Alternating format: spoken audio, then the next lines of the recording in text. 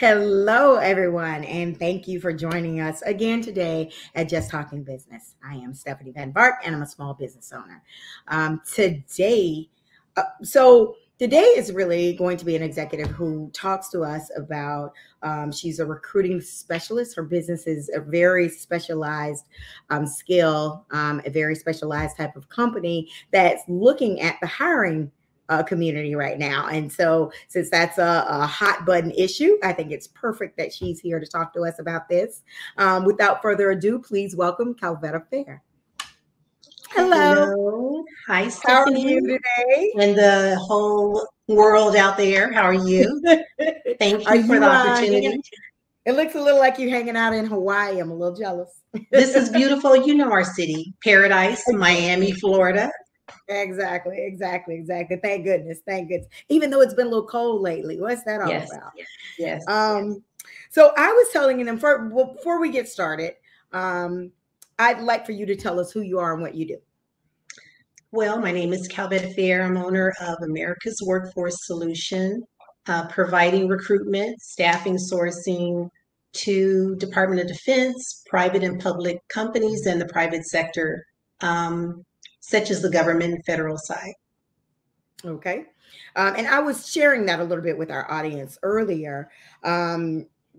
It seems like, and I think you and I talked about this a little bit earlier, there's sort of been, what do we call it? The Great Resignation. Yes. During, and we're still sort of during the pandemic, people aren't going back to work. And I would imagine, especially, you know, you have a very specialized target market. What does that look like in the workforce area? And then if you can sort of break down why you think that's happening, and as someone that is your bread and butter, how are you pivoting? How are you shifting in this really unique industry? Definitely. Well, during COVID, of course, I think it blew all the companies away. You know, it was just unprecedented with the pandemic. And what the Great Resignation is individuals that decided to pivot because we were closed down. Some people were laid off. Fortunately, I was able to continue working, but there were individuals that basically had to survive. And they really took what they could do, possibly at home, started their own business, whatever it was, to make ends meet. A lot of on-demand jobs like doing Uber, DoorDash. Individuals were selling food out of their home, possibly for business. And I've seen a tremendous amount of small businesses. They say that one of the largest time segments were small businesses actually opening up during the pandemic from pivoting. My company, we pivoted as well. I partnered with two other companies in the Atlanta area where we opened up a COVID area to do cleaning and do recruitment services to facilities. So we were able to get some small contracts and provide some services. So everyone basically, we did what we had to do. And the Great Resignation caused a lot of individuals to just get out there and survive. But then also seeing the flexibility, the ability to stay at home, actually pursue their passion. And I always believe, follow your passion, the dollars will follow you from doing that. And that's exactly what I do. So I think that's where we are now. Individuals want flexibility at work. And I find that interesting because there have been a lot of companies that are now really looking very seriously at this concept of working from home, not only because it seems to provide a little bit more productivity, but also it's cheaper. I don't need to Yeah. rent out all this workspace when people are working from home. But I guess it sort of makes me think then, this was prior to the pandemic, and as I was reading, an $8 billion industry. It's now down to five. Will this transition back? I mean, are you looking at the trends to see that at some point some of this will go back to normal, or will there be a sort of a hybrid experience? What is your feeling, and what are you talking about in the industry, and how are you preparing personally? Right.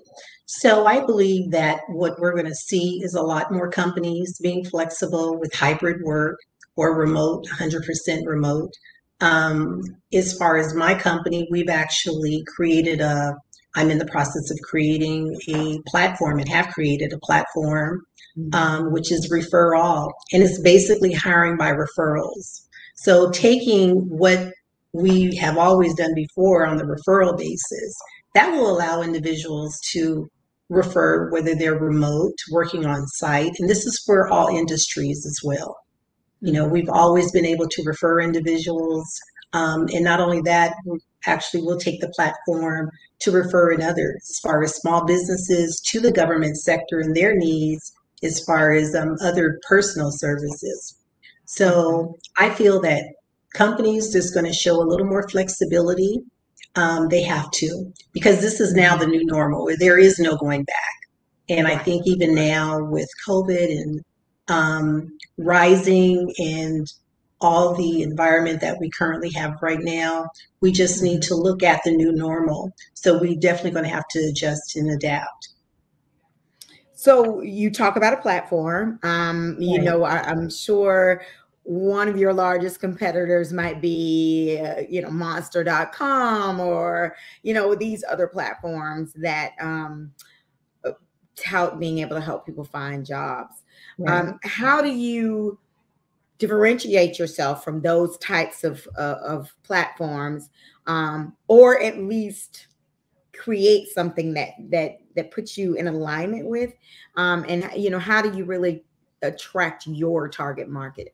Right. Number one, our cost is a lot less than the Mhm. major companies out there. All of our jobs are posted for free, and it is a social enterprise app. So it actually partners with my nonprofit, which is national, and we also provide free online services to get individual career and training Mhm. sources.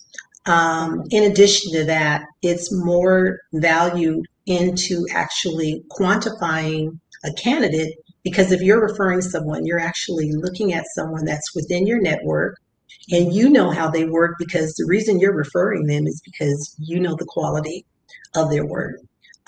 So that's one of the differences, one of the majors. And not only that, it's actually cost. It's a Okay. lot less for over 50% less to individuals that are placing jobs because of the And cost and the cost is to the individual or to the company? to the company. Okay. All right then. Um, so outside of the different platforms that we're talking about, is this a highly competitive industry? And are you finding that companies are now looking at, I remember when I was in corporate America, human resources departments were huge. I don't know that companies are still doing that in the same way. I am sort of intrigued as to, is that an opportunity for you to really go in and tap into some of those Fortune 500 companies, or are they still kind of set up the same way just from home? A lot of them have downsides, and I think that was even before COVID. Okay. Now they're basically a lot more remote, possibly, or they may outsource their services. And there are a lot of application platforms and Mhm. software platforms that they may use on a larger enterprise scale if they're not building their own. So I think primarily it's going to be interesting to see how the staffing, particularly now with the high demand, Mhm. even individuals that are in companies, it's definitely an employee market. because there are companies looking for individuals. So benefits, individuals are looking for, what are you bringing to the table? Right. What are you giving to me right now? And it's not It seems only like about an the money. employee's market. Yes, it definitely Mhm. is an employee's market for sure. Well, so you tapped on something a little bit, or you tapped on a couple of things that I've actually got down here. I want to probe you about. So you talked a little bit about, and I looked at your bio. You shared that you'd partnered with a service disabled veteran and Native American agencies. Um, was that because you were trying to target that particular clientele, or were the three of you working together so that you could secure an 8A certification? Actually, I have partnerships with 8A company, veterans, for procurement opportunities. I am a small Right. woman-owned business, and if there are opportunities out there that are larger than scope and what I can provide, I do have partners that I can partner with. My primarily goal is tapping into the government sector, and Mhm. getting contracts of that nature. And if there are areas that I don't have, I'll definitely have, I've been blessed to make some awesome partnerships that we can actually team and go after those particular bids. And I think that's one of the beauty, that I have, is to create those strategic partnerships and relationships prior to, so that when the actual bid has went out, I don't have to go and look for someone. I already have the companies available. So okay, so I've always been intrigued by this 8A certification. For those of you that don't know, it allows you to do work with the federal government. Yes. Um, it's very difficult to secure an 8A certification because if I recall correctly, I looked into it once. You have to demonstrate you have the capacity to do the work to deliver for the federal Right. government, which is quite a bit of money and quite a bit of work. So, of this partnership, can you just kind of walk me through how it came to be? Who came up with the idea? Was there somebody already had an 8A? It seems like it's sort of co-op opportunity. So is there somebody that's the lead and other the subs? That's always one of those very interesting Mhm. ways to figure out how you make extra revenue. Right. Well, I don't have an 8A, but I do have partner companies that are 8A, and I'm actually applying for my 8A now. Okay. And it's basically a leverage where you can actually use, if you are a small company or you are not receiving, you feel some contracts, you do have the opportunity. What the 8A will do is basically a business development or a business partnership agreement where you're Mhm. aligned with a company larger, um, than yourself. So, for example, I will partner with a larger, such as maybe a Monster or so, to Mhm. maybe go after some staffing initiatives. And I think with, even on the private sector, I think the government, they're probably having the same issues as well, is finding individuals, employees working, for their sector. So you'll have federal buyers. I think their staffing in those areas are going to actually increase. Mhm. So the scope and their year for upcoming bids, I think this is a great opportunity. And that's one of the primarily areas that I'm looking at right now, pursuing, and have been for some time. How long does it take you to be certified as an 8A? And did you have to get sort of support and help from the SBA or other agencies that could help you set up that Well, I'm application? applying through the 8A, and I have, you know, the application. And it's a lot simpler, I'm told, than it used to Okay. be. It is a lot more simpler now. And so you Okay. basically can go through the steps. And I am a member with PTAC and the SBA offices. So they're a Mhm. great resource in helping you in whatever you need. But it's very simplistic. They'll ask you questions, you answer it, and you provide the documents, your Okay. financials and your past performance and a lot of information. My understanding, individuals, they say it takes about maybe a year to 2 years, possibly. Mhm. So we'll see. I'll let you know as soon as I get it. Okay, exactly. We'll come right We back can here work next together, year. you know, we can work.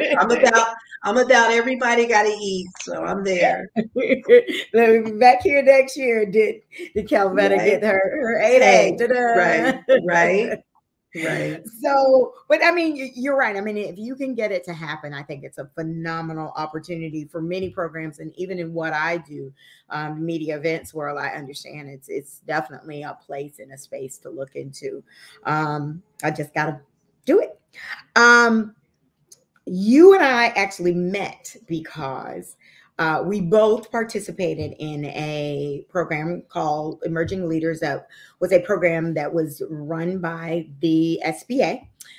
We were a part of the local program. That's how we got the name Emerging Leaders. It was a 7 month program, I think. It was actually a little bit longer because I Yes. think we were talking before I thought that. it was a year, but it was about, I was like, can we get to work here? And then I met you again when I had a chance to participate in an activity with Startup FIU, which you done right. that program as well, which I don't think it was as long, but I think it was very intense. Yes. Um, and sort of happened at the same time. So I wanted to ask you your opinions of, or what you thought you learned from the program, if you thought it was beneficial as a small business.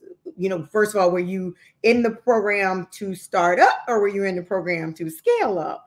What's your feedback as to what you learned, and if you think it was going to make a difference in how you operate? Exactly. So the FIU startup was my platform of referral. It is an MVP, which is a minimum viable product status, which basically I utilize the vehicle or the platform to get tests, focus group, find out if Okay. there's any bugs, functionality. How can I actually create this to scale?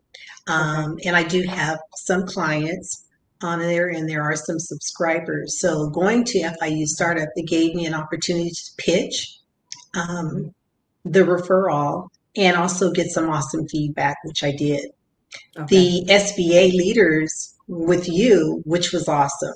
We were in Mhm. the 7 month program. I met some great individuals such as yourself to give me this opportunity to present about my business, but also meet others. I believe there were 20 businesses Uh-huh. that were Mhm. involved. So it was Mhm. great. Met some great contacts. Our instructor, Orlando, awesome, you know. So yes, I think anytime, and I'm always continually anything I can do to learn, better Mhm. myself, empower myself, it's a win-win. Yeah. I mean, I was telling you earlier, I sometimes have a struggle, I guess, with programs. Um, I guess maybe because I need to really understand where my business is and make sure I'm going into programs that really will help advance me Yes, as to where I'm going. And that might not have been my strength, but I have to say, I agree with you on the SBA Emerging Leaders. We walked away with a growth plan that I think made it very clear about what my intentions were. And I believe everybody else is very clear about what yes, their intentions were. And now gives us an opportunity to be very focused on that growth strategy. Do you feel like you've grown any? Do you feel like, you yes, know, yes, okay, good. Me yes, too. Me too. Me too. definitely, I have definitely. to say, it was a good thing. So, do you recommend programs, or what's been your philosophy on programs as well? I think right now, I've been in quite a few cohorts over the Mhm. last 4 to 5 years. I think right now, I just need that champion to take me to that next level. Right. That's it. That's Right. someone to open the door, say, here's your 100 million or your $1 billion deal. That's all I need right now. And I think what I've been focusing on and just taking everything I've learned is to Mhm. really strategically just go for it. Um, Absolutely. just do it. And that's exactly what I'm doing currently is just really getting out there. My platform is self-funded by myself. And so I'm Mhm. just going to continue to strategically get out there and get the business. And all it just takes is one. Every Hmm. business, every company is just one major deal. So I have faith that I will get it. And Exactly. I'm continually going to follow my passion and it's going to direct me there. But I think it's just basically staying focused and being Hmm. diligent and just continue and don't stop. So how long have you been in business? And I would imagine I'm a service business too. The investment in terms of money is not as great, but the Yeah. investment in terms of time is. Can Yes. you tell us how long you've been in business and share a little bit about that time investment that, if we were to look at the sweat equity might be more Right. buying some widgets. We need, yeah, monies and ching ching should be coming down. Right. Exactly, exactly. I've been there. I can speak to that. But Yes. yeah, how long have you been in business, and what were some of your startup expenses, and even, and you don't have to give me dollars and cents, but some scale up expenses, things you had to be concerned about but were necessary for your growth. Right. And Well, actually, like I'm from Seattle, so mhm, when I moved to Florida, was for a contract, and actually growing in Miami, I've had my challenges up and down, believe me. mhm, And so it's just my faith, my spiritual belief. I just have a positive. It's almost mhm. like you go through challenges for a purpose. So the Yeah. challenges that I did go through, it actually brought me to meet other companies, other businesses that are literally opening up doors today, Oh, literally good, from good, years good. before. So I just tell everyone, just you just have to stick to it and you have to believe in yourself and believe in your product or your service. So you're not chasing money, you're literally just going after and living your passion. And so I Right. don't look at it like my business, America's Workforce was started in 2012. Okay. Um, Same here. my Hmm. nonprofit, we're celebrating a 22-year anniversary now, which we Nice. will be having an event next month on the 22nd. Okay. And it doesn't even look like business or a job. Right. It's like your passion and something I love to do, and I know I will continue to do. As far as the scale in business, when I self fund, I basically look at, um, I always say, okay, this software that I need to code on is going to cost Mhm. me, let's say, $10 or whatever. That's just hypothetical. So I'm going to need to create a revenue or to do something to make that 10 to pay that. Right. And that's really how my mind thinks. It's basically whatever. I know when there were challenges, I would go out. I had no problem going out and getting, as they say, a side hustle, another Right. job, or calling someone, do you need some business? Because Mm, I'm going to need some, more tools or something to complete what I need to do.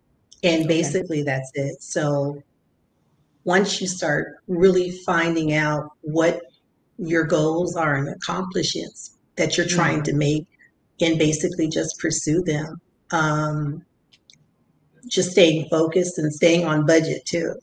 Right, right. And that's So really it. you said you relocated from Seattle to Miami for a contract.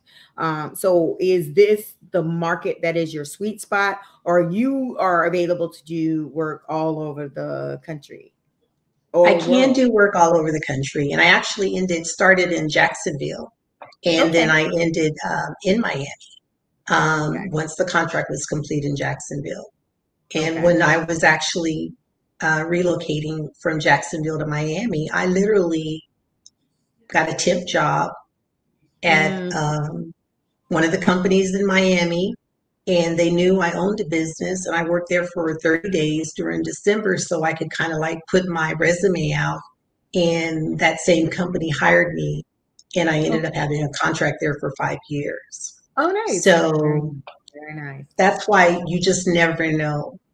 Right. You never know who you're going to see or who's seeing you. I would Okay. tell everyone when you're working, have awesome work ethics. And then also know that when you're in a challenging moment, still continue with a smile in your faith because you Right. just never know the outcome or who's going to see you.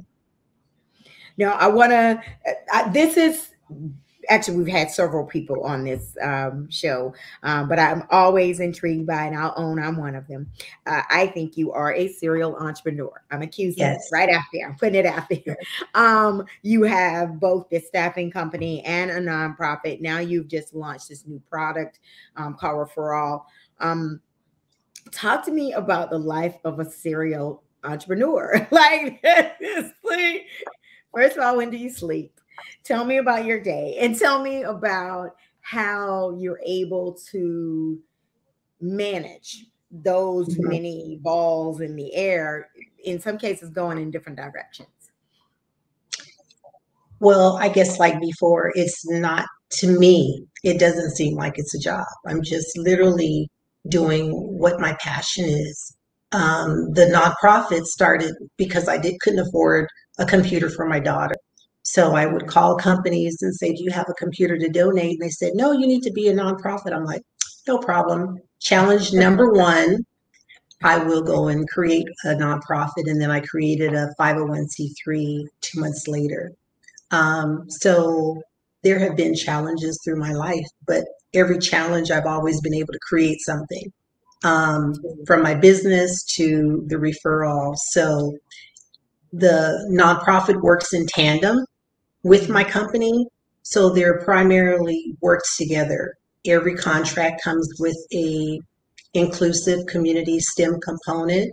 Our nonprofit gives away free computers. So I do get Oh, computers from companies that I work with. Due to the remote and hybrid working, a lot of companies are no longer donating systems, which is one of the reasons we're having the fundraiser next month for our okay. 22nd year anniversary. But outside of Okay. that, we do get a lot of systems donated. We're building a STEM and online curriculum.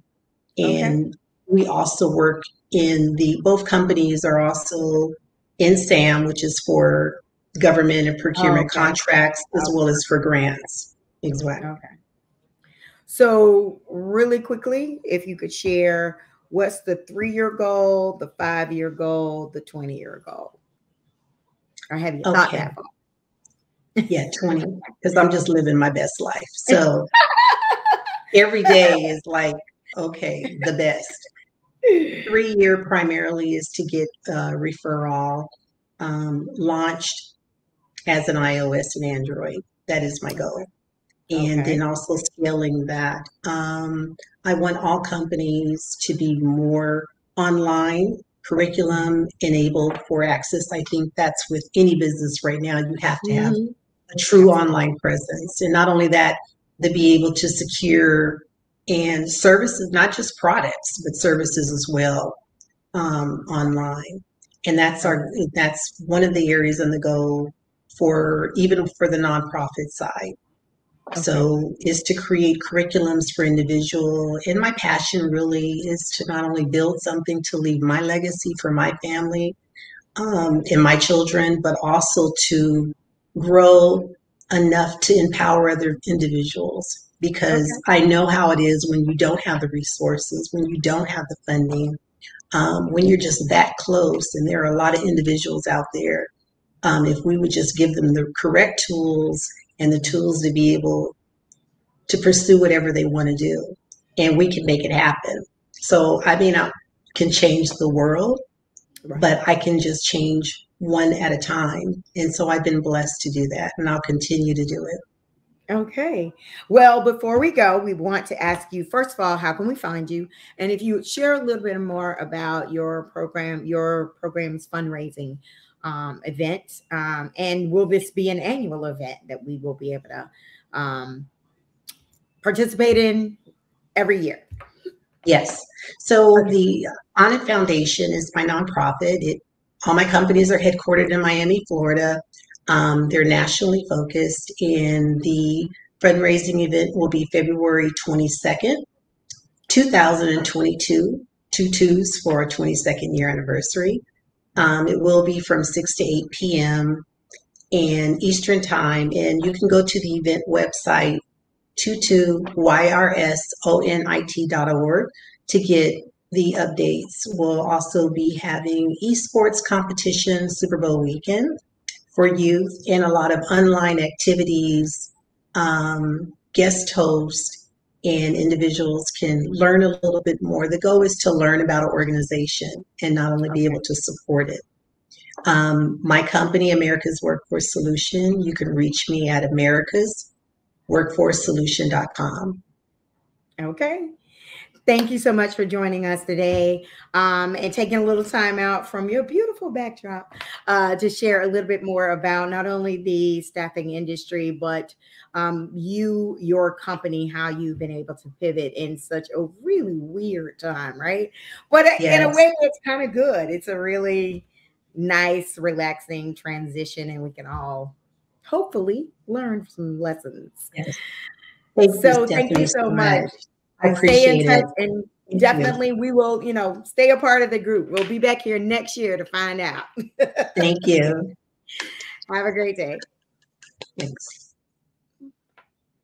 So, everyone, thank you so much for joining us. I told you that was going to be a powerful conversation, especially for those of you that are looking to either start a business or looking for high executive positions. She is the woman that's going to be able to get you there.